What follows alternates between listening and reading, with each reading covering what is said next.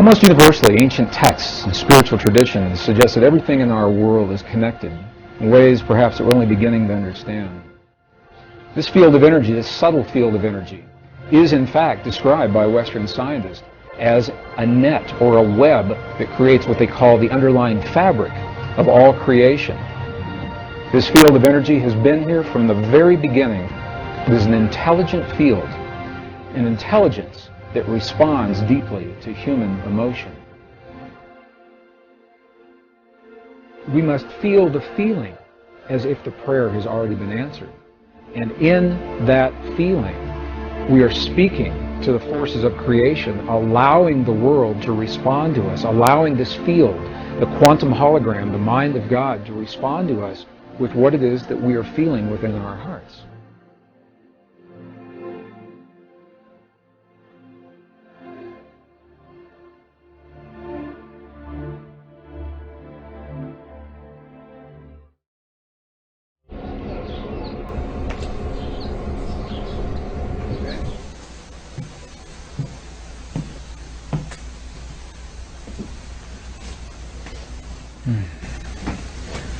What would it mean if we discovered that each moment of our lives is part of a conversation, an ongoing dialogue with the universe around us? What if everything that happens in our lives, from the healing in our bodies to the peace of our world, to our marriages, our families, our romances, our divorces, all the things that we see as life in each moment of every day, what if they're a reflection of this intelligence, this field of energy that the ancients described in their language, and now that Western science is beginning to describe in a language that we recognize? Well, a growing body of scientific evidence suggests this is precisely the way that our world works. That the world, in essence, is nothing more and nothing less than a reflection of what we have become from within, our thoughts, feelings, emotions, our beliefs, our prayers. Princeton University physicist John Wheeler suggests precisely this concept in an interview recently. What he said was that we live in what he calls a participatory universe. But rather than thinking of the universe as something that's already created and that we're plopped down in the middle of it having these experiences, what Dr. Wheeler is suggesting is that the universe is a result of what we are doing in our lives. He says we're tiny patches of the universe looking at itself and creating itself along the way. Now, this is a radical concept because it suggests that when we look into the world of the quantum atom for that most minute, ultimate particle, we may never find it. Because every time we look, the act of looking is consciousness, placing, creating, building something there for us to see. And when we look into the expanses, the vast expanses of our universe, searching for the very edge of what we call creation, we may never find it. Because the act of consciousness searching is the creative force that puts something in place. Well, growing body, scientific evidence suggests this is precisely the way our world works. And what we'll find as we discover through the experiments that have been done recently in the 20th century is that the ancients may have been very, very close, in fact, to describing precisely the way our world works in the language of another time. Between 1993 and the year 2000, a series of experiments were conducted in accredited scientific and academic institutions that are now supporting precisely the concepts that the ancients so clearly spelled out in the language of their time.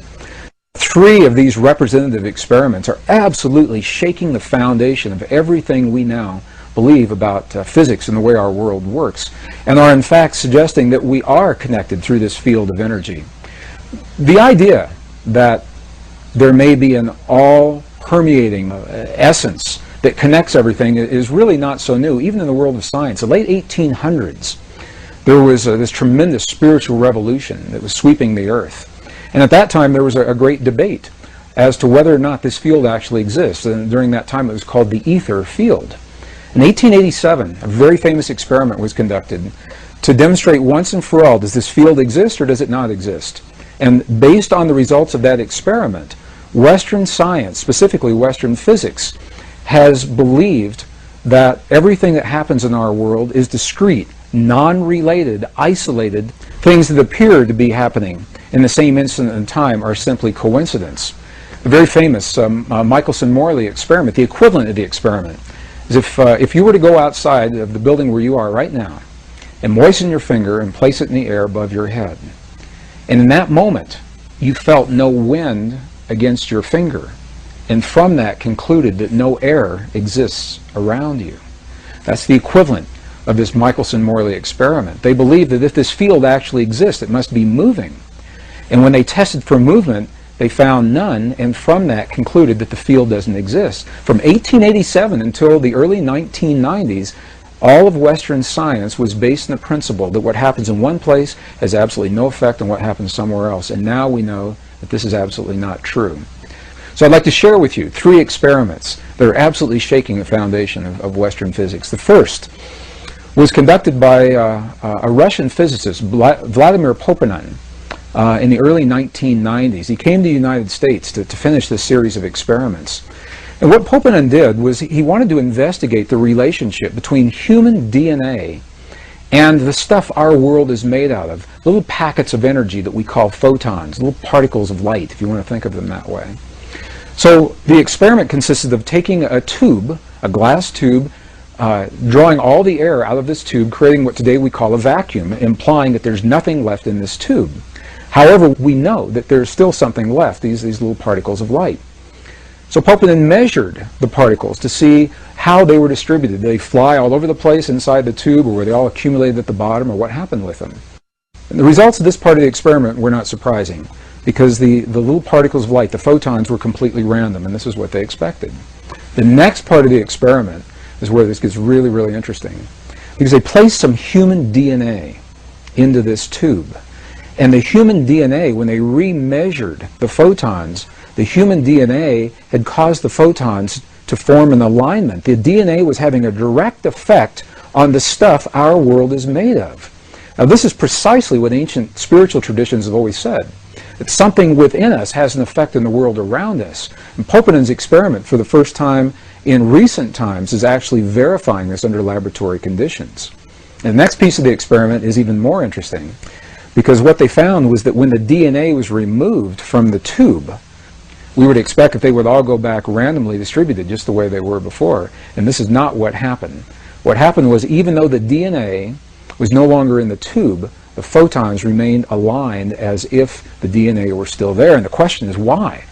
What is it that causes this effect? There's nothing in Western physics that accounts for why those photons should remain in the position that they were in when the DNA that caused them to become aligned is now removed from the tube. This experiment is called the phantom DNA experiment because the effects last whether the DNA is there or not. And what it tells us is, number one, is that DNA is communicating, human DNA is communicating with the stuff our world is made of, the packets of energy that underlie all of matter. It's communicating through a field that has previously been unrecognized. The scientists call it a new field. My sense is it's probably been there all along, and we simply didn't recognize it. So we'll call this a previously unrecognized form of energy. The second experiment is a fascinating experiment. It's a military experiment. And what they did, in essence, was they took some human DNA, some scrapings from the tissue of inside the mouth of a donor or volunteer, and they placed this DNA in a device that could measure its effects in one room of a building, while the donor that the DNA came from is in another room in the same building. So living DNA from one person, the DNA is in one place, the volunteer is in another place. And what they did was they subjected the volunteer to what they called emotional stimulation that would elicit genuine responses of emotion, of joy or sadness or fear or anger or rage, in one part of the building, and they were measuring the DNA to see if the DNA would affect to the donor's emotions. Now, why would it? In Western physics today, there's absolutely nothing that suggests that that DNA is still linked to the donor, on the one hand. And on the other hand, as they conducted these experiments, what they found was just the opposite. What they found was that when the donor was having his emotional peaks and valleys in one room, the DNA was having its emotional peaks and valleys in another room at exactly the same time. And we hear about experiments like this, we think of an energy that's being transmitted from point A to point B. And if the energy comes from one place and has to get somewhere else, you would expect that there would be a lag time, a little bit of time between when the emotion is created and when the DNA is responding. That's not what happened. What happened in these experiments, and this is very, very key to where we're going as we begin talking about the power of prayer. What happened in these experiments is that the effects were simultaneous. They were instantaneous. The instant that the donor was having his emotion, the DNA was already affected as if there were no transition time between the two. Well, these experiments were first conducted within rooms that were separated by distances of maybe 50 feet. Later experiments, however, were conducted where the DNA and the donor were separated by hundreds of miles. I had the opportunity to meet the designer of one of these experiments, Dr. Cleve Baxter, and he shared with me one of the experiments that he had designed where the donor was in Los Angeles, but the DNA was in Phoenix, Arizona, almost 400 miles apart. And the effects were precisely the same. Whether they're in the same building or separated by 400 miles, the effect is instantaneous. This opens the door to all kinds of possibilities as to how that DNA remained linked to the donor. What it says to us, once again, is that we're communicating with DNA through our emotions, and that whether the DNA is within our bodies or we're separated by distances of hundreds of miles, the effect is the same. We call this a non-local energy. It means it's everywhere all the time because the energy doesn't have to travel from point A to point B.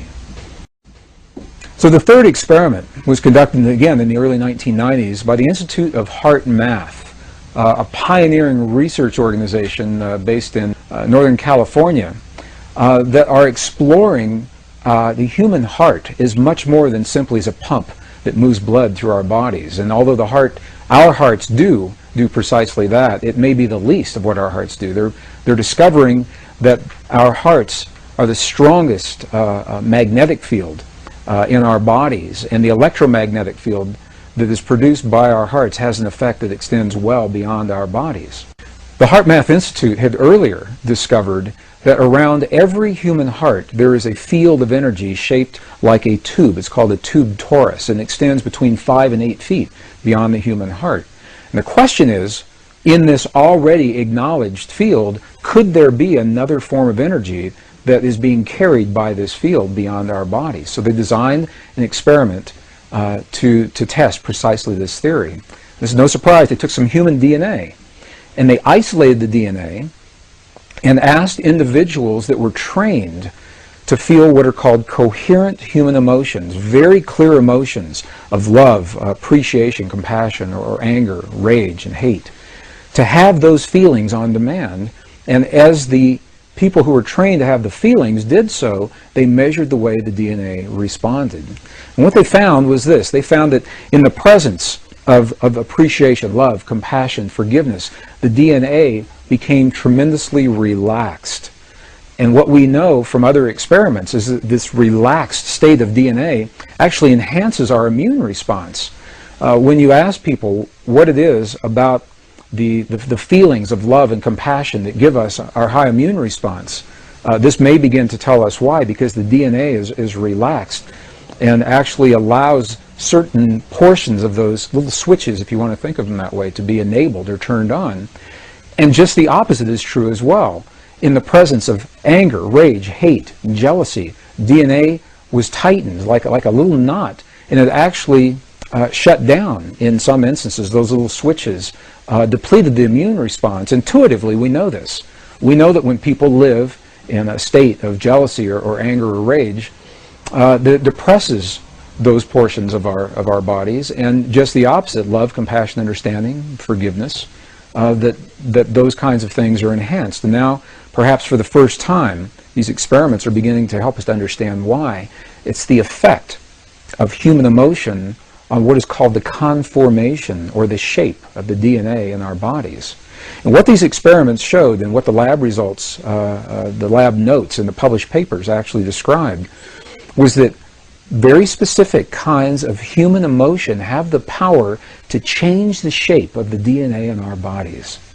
And this is an amazing thing to say, because what it says is that on demand, when we choose to elicit very specific kinds of feelings and emotions inside of our bodies, we actually have the power to change the way the DNA functions in our bodies. This is the beginning of an internal technology, perhaps a very ancient technology that was described in languages of our past that we're only beginning to understand. Well, each of these three experiments was interesting unto itself. In some instances, the researchers were not aware of the experiments that the other laboratories were doing.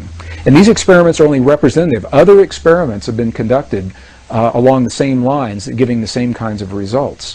When you put them all together, however, rather than being interesting, isolated experiments, they begin to tell a story. And the story looks something like this.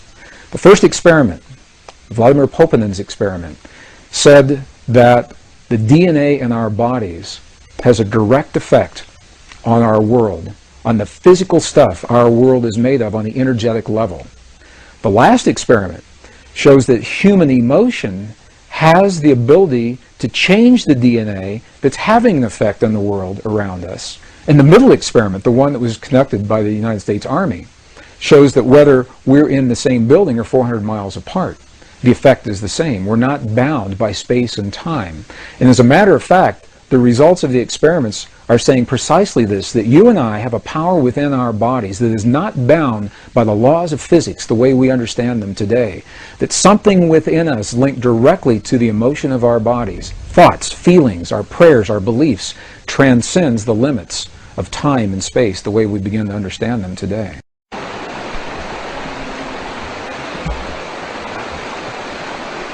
Ancient traditions describe this in the language of their time. Not only do they say that we are connected to the world around us, just the way Western science is now discovering, they invite us one step further, and they say, here's how you apply it in your life. They left us very, very clear instructions saying this is the way you use this power, this inner technology within you to bring about change in your world, to bring about healing in your body, to bring about peace in your families and in your communities.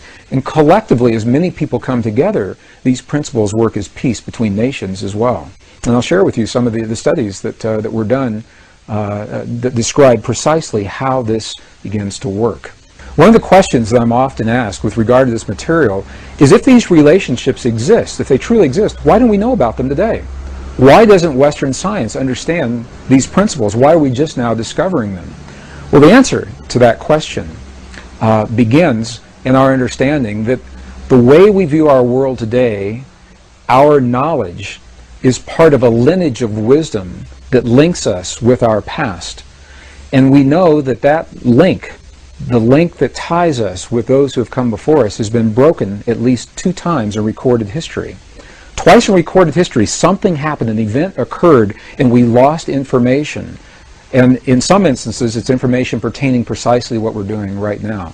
The first one of those breaks was with the burning of the Great Library of Alexandria in the 4th century. While we don't know precisely what was in that library, what we do know is that Roman historians had cataloged volumes and volumes of information. Scrolls is the way that material was written at that time.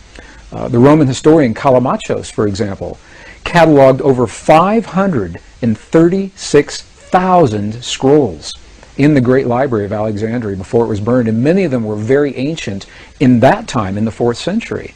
And we know that the scrolls contain some of the most ancient documents of the Hebraic, ancient Hebrew traditions, of the Egyptian astronomical traditions and medical traditions, much of the wisdom that had been passed down from thousands of years earlier, describing our relationship to our world, to one another, and perhaps to something even greater. When that library burned, we know we lost tremendous amounts of information then.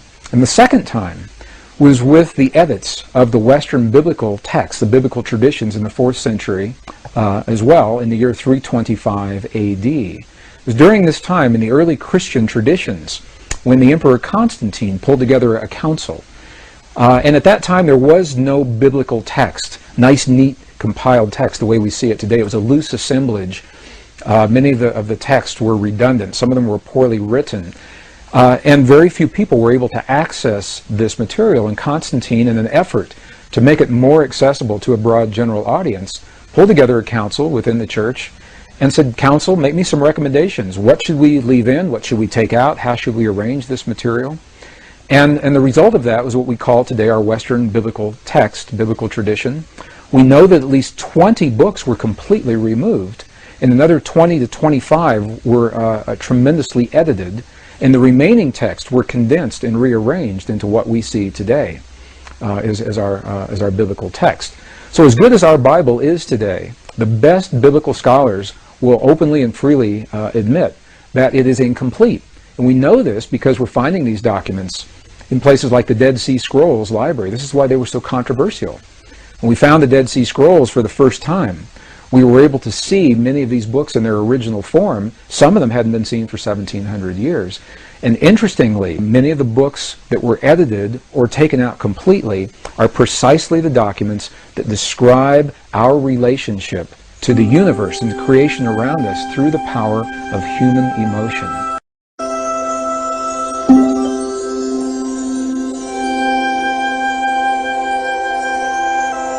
So now that science is beginning to tell us in its language, ancient spiritual traditions have shown us in their way, and in our own texts and documents, we're seeing references to precisely how these principles work. The question is, how do we apply them in our lives? How do we go about making use of this relationship between thoughts, feelings, and emotions inside of our bodies and what's happening in the world around us?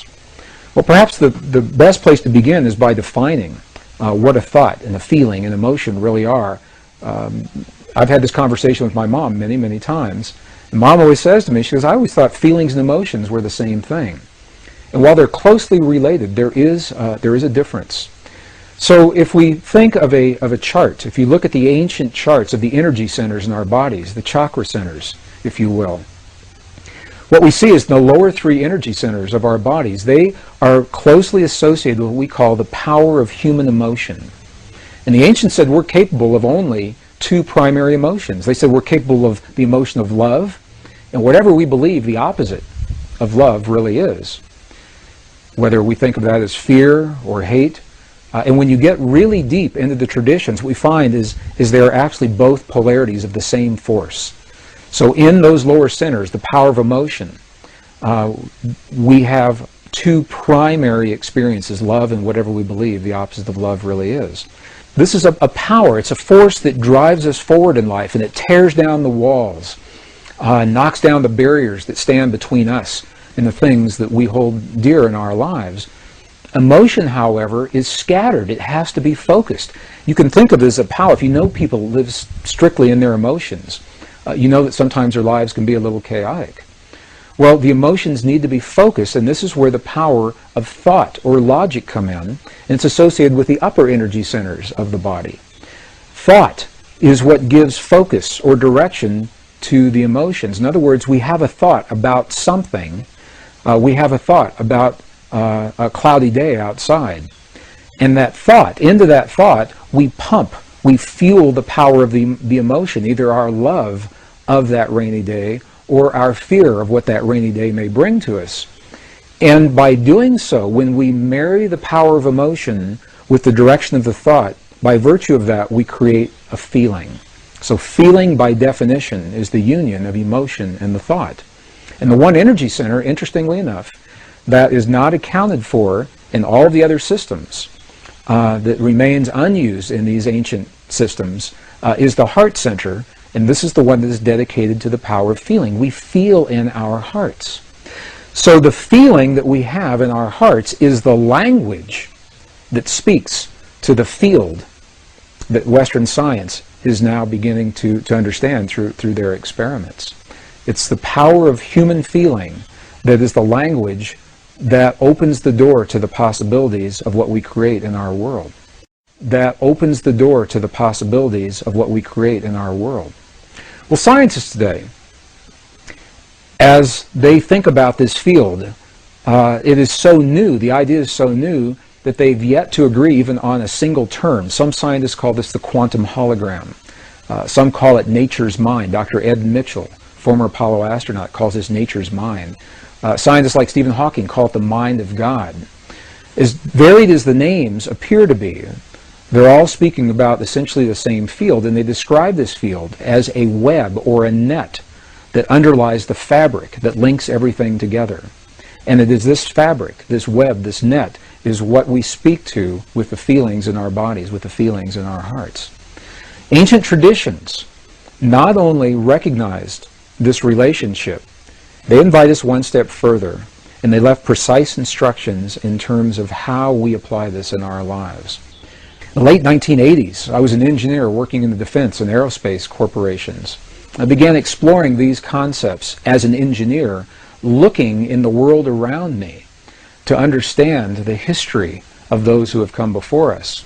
And it is that thinking that led me into the journeys of some of the most amazing places in the world, from the temples in Egypt, the Andes Mountains in Bolivia and Peru, into India and Nepal, the highlands of central China and Tibet, all through the American desert Southwest, searching for information and clues that would help us to understand how we relate to the world and how we can use this power of feeling, this power that speaks the language, the world around us. So as an engineer, when I began studying the principles of those who have come before us, the information that they left so that we could understand our relationship to the world around us and this ancient technology that today we call prayer, my thinking was that this kind of information would be best preserved in places that have been least disturbed by Western civilization. And this thinking led me into a journey, first time in 1998, into the highlands of central China, into Tibet, where we had the opportunity to explore 12 monasteries and 2 nunneries, speaking through the translators to those who actually live these principles in their lives. And this is the value of going to a place like Tibet, a living culture. We can go into temples in Egypt or temples, the Mayan temples in the Yucatan, and as fascinating as they are and as much information as they hold, the cultures that left that kind of information no longer exist. So at very best, we are speculating in terms of what they're saying to us. When we go into a monastery in Tibet, we can actually speak with the people who are there. We can ask them, when we see your prayers on the outside, what are you doing on the inside? What happens? What happens to your body? What are you thinking? What are you feeling? What are you emoting? Well, it was in Tibet where I had the opportunity to meet with an abbot of one of the monasteries, and I asked him through the translator.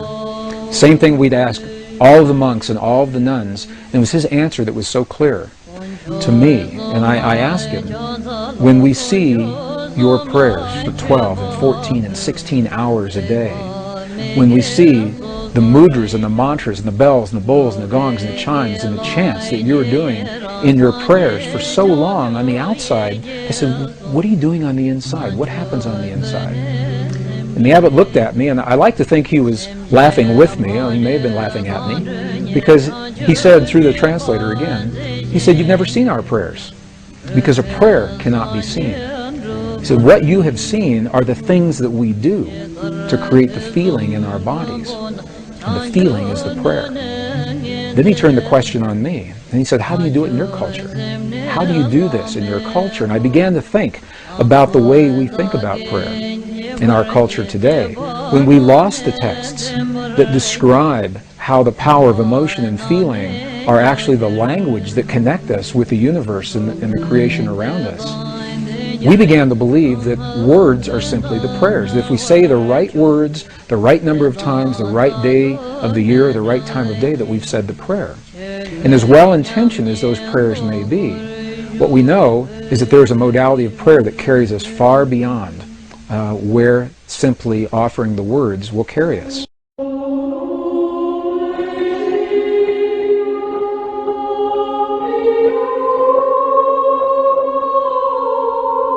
Western prayer researchers today identify 4 modalities of prayer. They say when we pray in the West, we use one or some combination of these 4 modes of prayer. The first is an informal prayer that's called a colloquial prayer. I had a friend of mine that lived in the Bay Area in San Francisco that would say this informal prayer coming home from work every Friday on the interstate. Dear God, if you let me get to the Conoco station before my tank runs out of gas, I'll never let my tank get this low again. And that is an informal prayer to God. The second mode of prayer is what is called a petitionary prayer, where we petition the powers to be, we petition the angels, or we petition God. Amen. Dear God, I claim the right to heal and be healed now in all past, present, future manifestations. That would be a petitionary kind of prayer. The third mode of prayer is a ritualistic prayer. Now I lay me down to sleep. God is great. God is good. And the fourth mode of prayer is a prayer that has no words. It's simply a meditative prayer where we become aware of a presence around us and in the silence. And there's some dispute as to whether or not this is even a mode of prayer or not. But this is the way Western prayer researchers typically think of prayer in our world today. And as good as those modes are, and as well as they describe the way we pray, there's always been another mode, a fifth mode, that is not described in these modalities. And this is precisely what the abbot in Tibet was describing to us. He was describing a mode of prayer that's based in feeling. And he said, we must feel the feeling as if the prayer has already been answered.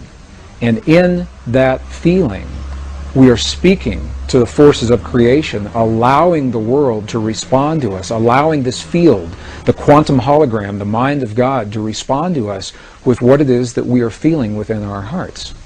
So, rather than praying and feeling powerless in a given situation, dear God, please let there be peace in the world, this mode of prayer invites us to feel as if we are participating in that peace, just as John Wheeler suggested, that we are part of all that we see. And as we feel the peace in our world or the healing in the bodies of our loved ones, we're actually empowering the field to mirror that back to us in a way that will bring those changes about in our lives and in our world. Well, this is precisely what the abbot was saying to us in the monastery in Tibet. In the early 1990s, I had the opportunity to see this mode of prayer, this feeling-based prayer, enacted in a real-time situation. And I'd like to share the story because it perhaps best describes what otherwise is a nebulous concept regarding precisely how feeling-based prayer works in our lives. During the 1990s, early 1990s, the desert Southwest was experiencing one of the worst droughts in history. And a Native American friend of mine invited me to join him one day in a place in the high deserts of northern New Mexico to share in a prayer of rain. He didn't have to ask me twice. I said, you bet, I'd love to participate and see what this prayer is all about. So we met at an agreed upon location, and we hiked through several 100,000 acres of beautiful high mountain desert sage until we came to a place that was so old. Even the people today don't know who built this place. It was essentially a stone circle, and each stone was placed just as it was by the hands of the ancestors so long ago. And it was in this place that my friend began his prayer. What he did was he removed his shoes, stepped into the circle in his bare feet. He honored all of his ancestors. He simply said, all of my ancestors, all of my ancestors. Honored the four directions. He turned his back to me, held his hand in a prayer position, just a few seconds. And then he turned around and looked at me, and he said, I'm hungry. Let's go get a bite to eat. And I said, I thought you were going to share this prayer. I thought you were going to pray for rain. And he looked at me, and he said, no. He said, because if we prayed for rain, rain could never happen. Because the moment you pray for something to occur, you've just acknowledged that it does not exist in that moment. And I thought about what he said. It made a lot of sense to me. If I say, dear God, please let there be peace in the world, what I'm saying in that moment is that peace isn't there. And I may inadvertently be empowering the very condition that I would like to change. And the same with a healing in my body or the body of my loved ones. So I asked my friend, I said, if you didn't pray for rain just then, what did you just do? What happened when you closed your eyes? And you turned your back to me just for those few moments. And what he said was this. He said, when I closed my eyes, I began to feel the feeling of what it feels like to have rain in our Pueblo village. He said, I smelled the smells of what it smells like when the rain falls off the earthen walls of our buildings. And I felt the feeling of what it feels like with my naked feet in the mud. There's so much mud because there's been so much rain. He said, in that way, I opened the door to the possibility to bring rain into our world. Well, I think about this mode of prayer a lot. Later that afternoon, something amazing happened. I was watching the weather maps, and the drought that had happened for so long suddenly changed. We saw the high-pressure system move across Utah and then dip down from Colorado into northern New Mexico and make a little U-turn and come right back up. We had rain that night, and we had rain all the next day. It rained, and I called my friend. And I asked him, I said, there's so much rain, the valleys are flooding, the roads are flooding. What in the world is going on? And he was quiet just for a moment, and he said, that's the part of the prayer. He said, I never quite figured out. So I have no way of scientifically validating that my friend's prayer had anything to do with that rain. But the correlations are so high. We see it happen so many times, we know there is an effect with that rain. But the correlations are so high. We see it happen so many times, we know there is an effect. 1972, 24 United States cities were used to conduct an experiment where people were trained to feel the feeling of peace in a very specific manner, and they were strategically placed in these cities. Each city had populations over 10,000 people. And these were documented in some of the very well-known TM studies that were done back in the early 70s. And what happened was, during the time that the people were feeling the feelings of peace, in the community around them, beyond the buildings where they were having their experience, the communities experienced statistically measurable reductions in crime. Violent crimes against people, traffic accidents declined. In some cities like Chicago, where the stock exchanges, the stock market soared while peace was in place. And when they stopped their prayers, all those statistics reversed. And they did this time and time again to such a degree that the effect could be measured, and it was applied in an even greater experiment that was documented in the Journal of Conflict Resolution, 1988.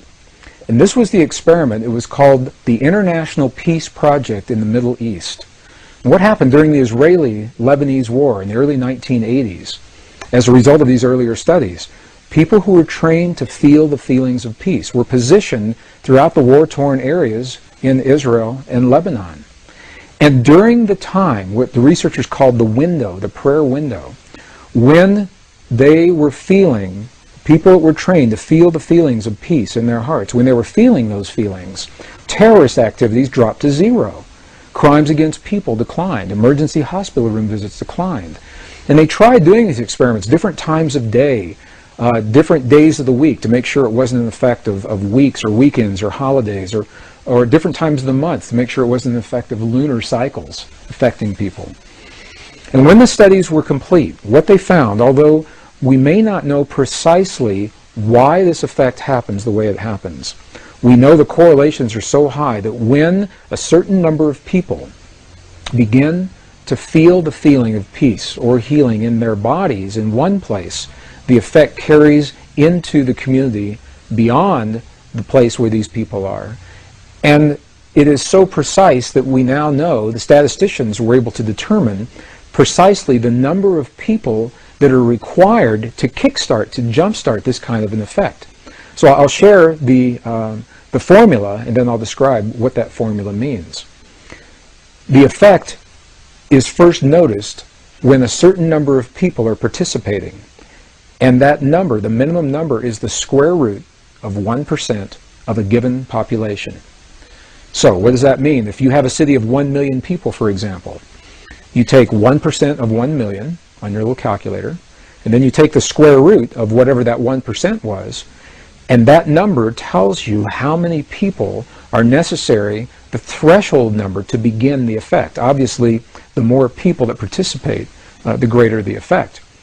For a city of 1 million people, that number is only about 100. In a world of 6 billion people, the square root of 1% of the given population is only about 8,000 people. 8,000 people, according to these studies, are the number of people, that's all that's required, to feel the feelings of peace in their hearts in a given moment in time, simultaneously, to kickstart, to jumpstart that consciousness linked through the field as we know the field exists today, before that peace is felt in the world around us.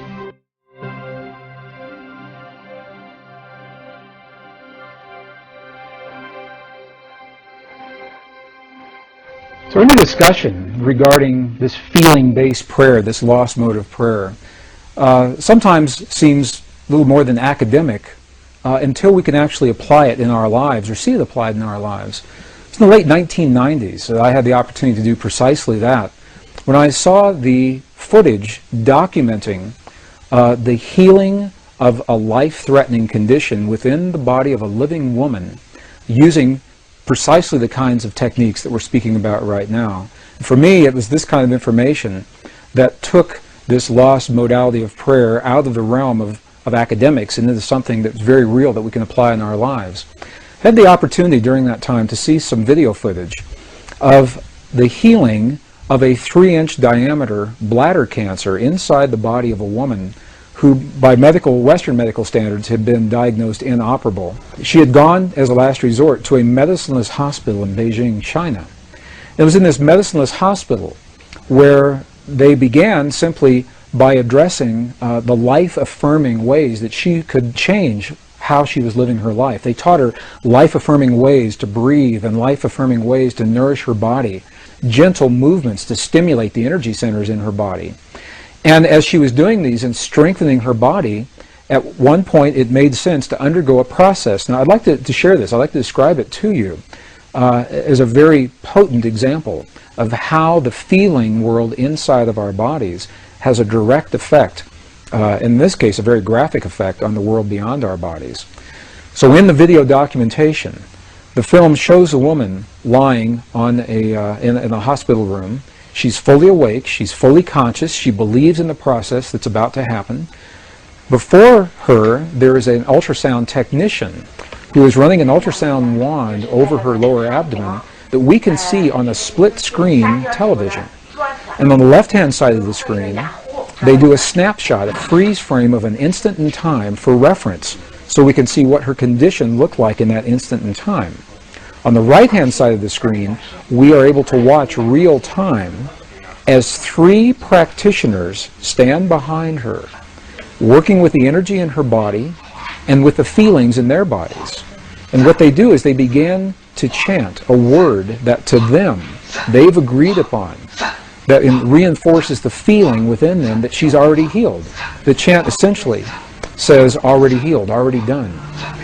And as they begin to have this feeling and to say these words among themselves, on the computer screen, on the television screen, we can watch in real time this cancerous tumor as it disappears in less than 3 minutes real time. It's not like time-lapse on a documentary where you see a rose unfold in 30 seconds in something that normally takes days. This literally happens in less than 3 minutes. Her body responded to the feelings of the practitioners who were trained to have the kinds of feelings that they were having. And all they were feeling was the feeling of what it feels like to be in the presence of a woman who is already healed, fully enabled, fully capacitated. They were not seeing her as a woman who was sick, and they weren't saying, bad cancer, you've got to go away. It's a very, very different way of thinking about things, and it's a very graphic example of precisely how this principle works. I had the opportunity to speak to the gentleman, Luke Chen, that actually created this film. And I asked him a question. I said, what if those 3 practitioners weren't there? I said, could this woman have done this? Could any of us do this on our own? And he smiled at me when I asked him the question. He said, Gregg, in all probability, she probably could have done it alone. However, there's something about us humans in that we seem to feel more empowered and stronger when we're supported by others in the things that we believe in and in the things that we choose to accomplish. So while she probably could have had this feeling and done it herself, having these 3 practitioners work with her was the threshold that it took for her body to respond. All they were doing was having the feeling as if she were already healed, and in less than 3 minutes her body responded. What Western physics now is beginning to tell us is that the same energy, the same field that led to the healing in this woman's body also leads to peace between nations. It's the same thing, different scale, same principle. And I've been involved in experiments where hundreds of thousands of people joined together through the World Wide Web. We were coordinated on the internet at a given hour of time, a window of time, when we were trained to feel the feelings of peace in our bodies during that time. And when we did that, statistically, what happened in events around the world, there were wartime events. There were bombings, aerial bombings in Iraq that were scheduled, that were reversed during the window of time when this prayer was happening. Crimes against people declined. Emergency hospital room visits declined. There was a computer research project at Princeton University that was able to document the field of consciousness on a global level while these prayers were going on, and they saw a little glitch, a glyph on the screen indicating that consciousness was responding to hundreds of thousands of people feeling the feeling of peace in the moment that it was occurring. And what this tells us is that the field we're working with is a measurable field. You can pick it up with equipment. It could be measured on the computer screen. This was part of the research project at Princeton University that was called the Global Consciousness Project. So the field is real, it's out there, and it responds to us in ways now that we're only beginning to understand. Even more recently, the research has been done by the scientist Masaru Emoto regarding the relationship between human emotion, human feeling, and water drops is showing this relationship even more poignantly. What has happened is that these scientists, this particular research project, has discovered that droplets of water that make up over 70% of our world anyway and 70% of our bodies, that these droplets of water respond to human emotion, whether it is felt in the body or as it is actually written on labels that are placed onto vials of water, and the emotion of the researcher as the labels are being written and placed onto those vials. The vials are then frozen for a specific period of time, removed from the freezing process, and as they begin to thaw, they crystallize.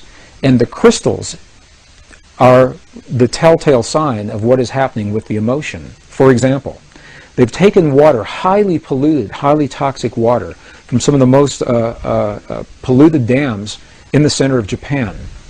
This water has never been known to crystallize. They just can't get it to crystallize. And when you look at it under a microscope, what you see, it's a very muddy, very nebulous form. There's no symmetry. There's no crystalline structure whatsoever before the emotions are in place.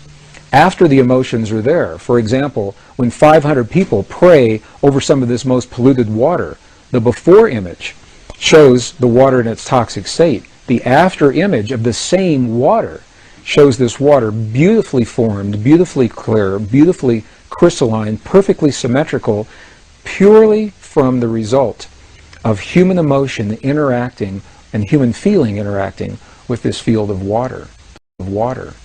Some of the other research has shown families where children and their parents have encircled a vial of water in a room that has never been found to crystallize. Again, some of the very highly polluted and toxic water. And what they do, they make a game out of it. The children, they send love to the water. They say, "We love you, water. We appreciate you, water. Thank you, water, for what you bring to our world and our lives." And in that innocence, they are eliciting these genuine states of emotion. And as the research continues, it is precisely these vials of water that have received this kind of energy from the children and their families, feelings that the ancients called prayer, that the water begins to crystallize into beautiful, symmetrical, very clear forms, showing once again that there's a direct effect between what we feel in our bodies and what's happening in the world beyond our bodies. And it's a beautiful, beautiful, very poignant example of how each of us has an opportunity to participate, not to control or manipulate, but rather participate in the events of our world, the events of our lives, our families, our communities, and our bodies through the field that links all in creation.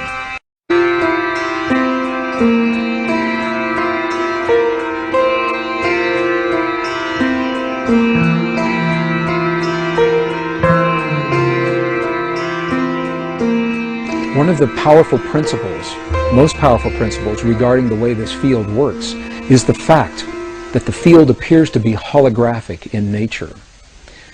The definition of a hologram is that it's a pattern. No matter how finely divided the pattern is, the whole remains, even in the smallest portion. For example, a few years ago, there were bookmarks, shiny little foil strips, and when they were shown in direct light, that had an image of a rose fully in bloom, or the image of Mother Mary, or the image of a dolphin jumping over a pyramid. And in these bookmarks, if they were truly holograms, you could take and cut them into the smallest pieces, and then take the smallest one of those and cut it again and look at it under magnification, and the entire pattern would still remain even in the smallest piece. And I share this principle now because it appears that consciousness, our consciousness through this field, works precisely this way. What it means is that all of us, as smaller portions of a greater pattern, are connected. And the seemingly little things that we do in our lives, day in and day out, the way we respond to one another at the family dinner table during our conversations, the way that we feel about the 6 o'clock news, the way that we respond to a driver that cuts us off on the freeway just before we get to our exit, in those seemingly insignificant moments of life, we are actually having a conversation with this field, the quantum hologram, the mind of God, individually. And when we put all of our little conversations together, that becomes the collective answer. The field mirrors back our collective love, our collective appreciation and gratitude, or our collective anger and rage and fear. So as we watch the events in our lives and our world unfold, and we ask ourselves, why are these things happening? And how can these things happen the way we see them? We might want to keep these principles in mind and ask yourself, do you believe, do you see these principles that I've just described? Do you see them playing out in the world around you? And if so, if the principle works in one direction, it works in the other direction. As we begin to feel the feelings of the things that we choose to experience in our lives and our world, by definition, the hologram must mirror those things back to us. I hear from so many people that when we offer our prayers from within our bodies, that they need to be sent to the place that we choose for them to be. If we want prayers in the Middle East, that we have to send that energy there. Or if we want prayers of healing for our loved ones, that we somehow have to transmit from our bodies to where our loved ones actually are. Well, I know that these principles are well-intentioned. What the hologram says to us is that we don't have to send anything anywhere. It says that when we feel a feeling in our bodies, it already exists everywhere because we are part of that whole. Just like the pattern is complete, no matter how small we cut that bookmark, we are little pieces of this greater hologram, of this greater consciousness. And by virtue of simply feeling and using the energy to create what we choose within our bodies, it already exists everywhere all the time. Maybe you've had this experience. Have you ever gone to pick up the phone to call someone that you have an affinity for and found that they were already on the other end of the line? My mom and I have this experience. I try to call her at least once a week from wherever I am. It's not unusual for me to pick up the phone and find that she's either already there or her line is busy because she's calling me in that very moment. So when that happens, what is it that's occurring? How does the information get from where I am to where she is so that we're having that simultaneous connection? And I know almost everyone has had this experience before. And the quantum hologram, perhaps, the holographic principle, this is the answer to this question. It's because when we feel something in one place, to some degree that feeling is already existing in every other place. And to the degree that we can focus that feeling within our bodies and hone our ability to feel those feelings clearly in our hearts, rather than simply think them in our minds, to that degree we have the opportunity for the kinds of healings that we see in the medicineless hospital, and for the effects that we feel inside of our bodies to be carried beyond our bodies into the world around us. So what does this information say to us today, really, about the way we live our lives and what we see happening in our world? Well, at the very least, what it says is that there's something out there. There's a field, a living intelligence that links, it connects everything in creation, excluding nothing. Whatever we see happening in our world, whatever we have happening in our bodies, we know by virtue of this principle that it's part of everything else. We know that we are linked to the field through what we call thought, feeling, and emotion. And specifically, the feelings in our hearts are the language that speak to the field. It's the language that the field recognizes. The field may not recognize the mental processes of language when we say, "Dear God, please let there be peace in our world." However, the field definitely recognizes the language of the feeling when we feel the feeling in our hearts as if that peace is already there. These are the principles, some of the most subtle and the most empowering principles that were left to us by the ancients in the language of their time. Today, 400 years after the birth of Western science, we're only now beginning to understand precisely the same principles. So while we may not fully understand everything there is to know about this field, where it comes from, or why it's there, we do know enough to apply in our lives the principles that we've seen work under laboratory conditions that the ancients left for us as well. From my perspective, this is a very empowering body of information, because it takes the idea of prayer beyond any religious or spiritual tradition and makes it an inner technology that's open to everyone, regardless of our beliefs, or our lifestyles, or our bloodlines, or our heritage, or how or where we choose to live our lives. What it says to us in every moment of life, we're having a feeling. And by virtue of that feeling, we're communicating to the world around us. So rather than seeing a prayer as something that we do every once in a while, when we'd like to change our world, and then we stop the prayer and get up and walk away, perhaps we can redefine prayer as the way that we feel in our lives, and because we're always feeling in every moment in life, life becomes the prayer. Life becomes the living prayer. We can always have the feelings of peace in our hearts, whether we're driving down the freeway or studying in our classroom or going to the mall or the airport. To some degree, we can feel that feeling of peace. Life becomes the prayer. And as we look at the world around us and we see a world that so many people is changing so very, very fast, some people feel the world is absolutely out of control, feel powerless to do anything about it.